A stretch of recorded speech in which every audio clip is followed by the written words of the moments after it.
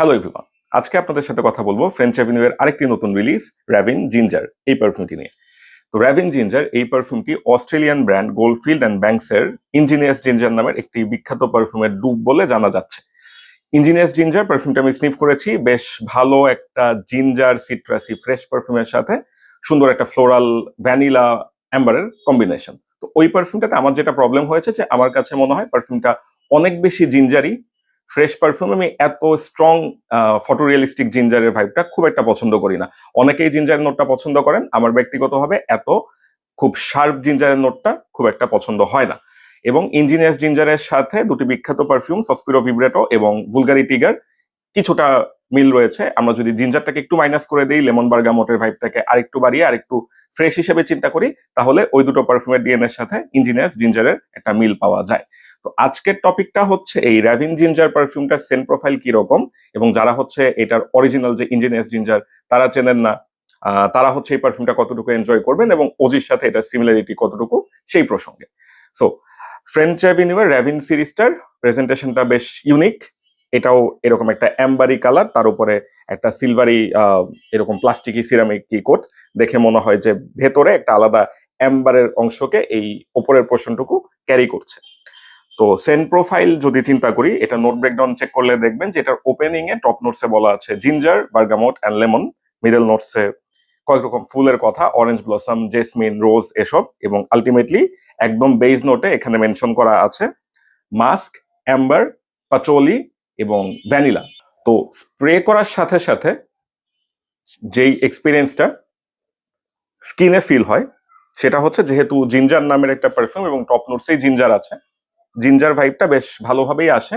তার সাথে ডেফিনেটলি একটা সিট্রাসি হিন্ট আছে, খুব বেশি প্রমিনেন্ট বার্গামট কিংবা লেমন আমি এখান থেকে পাই না। জিঞ্জারের সাথে বেশ ব্যালেন্সড একটা বার্গামট লেমনের কম্বিনেশন, অনেকটা হচ্ছে জিঞ্জার এল জাতীয় যে ধরনের ড্রিঙ্কস গুলো আছে সেটার সাথে একটা মিল পাওয়া যায়। একটা সিট্রাসি জিঞ্জার বেসড সামারে আমরা যে ধরনের একটা কোল্ড ড্রিঙ্ক প্রেফার করে থাকি সেরকম একটা অ্যারোমা এখান থেকে পাই। ফ্লোরাল কোনো নোটস একদম শুরুতেই আসে না। আমার কয়েকদিনের ইউজার এক্সপিরিয়েন্সে যেটা আমি পেয়েছি সেটা হচ্ছে যে ড্রাই ডাউন হতে হতে এই জিঞ্জার নোটটা একটু ফেড আউট হতে শুরু করে, এবং তখন হচ্ছে সরাসরি অরেঞ্জ ব্লসম জেসমিনটাকে ফিল করা না গেলেও একটু সুইট ফ্লোরাল একটা ভাইব চলে আসে। তার সাথে মোস্ট ইন্টারেস্টিং যে ব্যাপারটা সেটা হচ্ছে বেশ ভালোভাবে একটা ক্রিমি ভ্যানিলার ভাইব এই পারফিউম থেকে পাওয়া যায়, এবং যে কারণে এই পারফিউমটা অরিজিনাল যে পারফিউমটা ছিল যে ইঞ্জিনিয়াস জিঞ্জার তার থেকে অনেকটুকু ডিফারেন্ট হয়ে ওঠে। ইঞ্জিনিয়াস জিঞ্জারটা অনেকটুকুই জিঞ্জার শার্প, সেটা আপনার আরো বেশি জিঞ্জার এল জাতীয় ড্রিঙ্কের কথা মনে করিয়ে দেয়। এই পারফিউমটাতে সেই জিঞ্জারের ভাইবটা একটু কমে আসে, ভ্যানিলা ক্রিমিনেসটা আরেকটু হেভি হয়ে ওঠে। আমি দেখলাম অনেকে এই ভ্যানিলা ক্রিমিনেসটাকে নিশান আনির সাথে কম্পেয়ার করছেন। অনেকে বলছেন যে ইঞ্জিনিয়াস জিঞ্জার এবং নিশান আনির যদি একটা কম্বিনেশন করা হয় সেক্ষেত্রে যেরকম কমফোর্টেবল একটা ফিলিংস পাওয়া যাবে, এই র্যাভিন জিঞ্জারকে অনেকটুকু সেরকম করা হয়েছে। এই কথাটার সাথে আমি পুরোপুরি একমত নই, আবার সরাসরি দ্বিমত পোষণ করতে পারি না। নিশানে আনি খুবই সুন্দর একটি ভ্যানিলা হেভি পারফিউম, খুবই স্মুথ। এটার ভ্যানিলাটাও বেশি স্মুথ, তবে নিশান আনির মতো আমার কাছে মনে হয়নি। তবে ওভারঅল এই ভ্যানিলা এবং ক্রিমি যে কম্বিনেশনটা সেটা হচ্ছে এই জিঞ্জারি ডিএনএটার সাথে বেশ ভালোভাবে একটা কম্বিনেশন প্রোভাইড করে। সসপিরো ভিব্রেটো কিংবা হচ্ছে বুলগারি টিগার যারা ইউজ করেছেন কিংবা যারা ওই ডিএনএটার সাথে পরিচিত, মাঝখানে হঠাৎ করে হালকা একটা হিন্ট পাবেন এয়ারে, সেটা ভালোভাবেই ফিল করা যায়। তবে আপনার স্কিনে কিংবা ফেব্রিকে সেটাকে অত ভালোভাবে ফিল করতে পারবেন না। আলটিমেটলি ড্রাই ডাউনের জিঞ্জারি ভাইবটা একেবারেই ফেড আউট হয়ে যায়। ওই একটা মাস্কি এবং ভ্যানিলার কম্বিনেশনটা থাকে, হালকা অ্যাম্বারের একটা ওয়ার্মথ আসে। মাস্কটাই হচ্ছে অনেকটুকু টেক ওভার করে নেয়, স্কিন থেকে মোটামুটি একটা হালকা সুইট মাস্কের অ্যারোমা এখান থেকে পাওয়া যায়। তো এই হচ্ছে মোটামুটি এটার যে সেন্ট প্রোফাইল সেটার একটা এক্সপ্লেনেশন দিলাম। জিঞ্জার দিয়ে শুরু হয়ে সুন্দর একটা মাস্কি ভ্যানিলা ড্রাই ডাউনের দিকে চলে যায়। জিঞ্জারটা অনেক বেশি হেভি না হয়, সামারে ইউজ করা যাবে। রোদের মধ্যে সরাসরি ইউজ করলে একটু খারাপ লাগতে পারে। আমার মনে হয় যারা এসি এনভায়রনমেন্টে জব করে ইউজ টু কিংবা হচ্ছে এসি ট্রান্সপোর্টে চলাফেরা করেন তাদের কাছে এটা বেশ সামার ফ্রেন্ডলি হবে। আদারওয়াইজ সরাসরি রোদের মধ্যে গেলে এই ধরনের খুব স্ট্রং যে জিঞ্জারি নোটটা সেটা আপনাকে একটু খারাপ লাগালেও লাগাতে পারে। এখন আসি এটার পারফরমেন্স, প্রজেকশন এসব ব্যাপারে। অয়েল কনসেন্ট্রেশনটা র্যাভিন আইসের মতোই বেশ হেভি। স্প্রে করার পরে হাতে একদম অনেকটুকু সময় অয়েলি হয়ে থাকে, দেখে মনে হয় লঞ্জিভিটিটা বেশ ভালো হবে, কারণ সাধারণত অয়েল কনসেন্ট্রেশন বেশি হলে লঞ্জিভিটি বেশি হয়। কিন্তু এই পারফিউমটার ক্ষেত্রে হতাশাজনক একটা ব্যাপার হচ্ছে লঞ্জিভিটি আমি খুব বেশি পাইনি। 4 থেকে 5 ঘন্টার মতো লঞ্জিভিটি পাচ্ছি, স্কিনেও এরকমই, ফেব্রিকে হয়তো আরেকটু বেশি পাচ্ছি, আধা ঘন্টার মতো একটা ডিফারেন্স দেখা যায়। অরিজিনাল যে পারফিউমটা ইঞ্জিনিয়াস জিঞ্জার, সেটারও একই প্রবলেম ছিল, সেটাও আসলে খুব বেশি লঞ্জিভিটি দেয় না।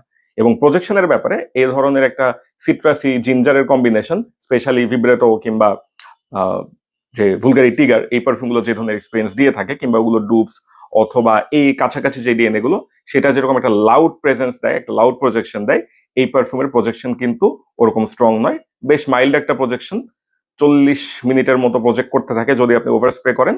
তারপরে খুবই ক্লোজলি স্কিন সেন্ট হয়ে যায়, আপনার নিজেরই আশেপাশে হাত এনে কিংবা যেখানে আপনি ইউজ করেছেন সেটা স্নিফ করলে আপনি বুঝতে পারবেন যে এই পারফিউমটা আপনি স্প্রে করেছেন।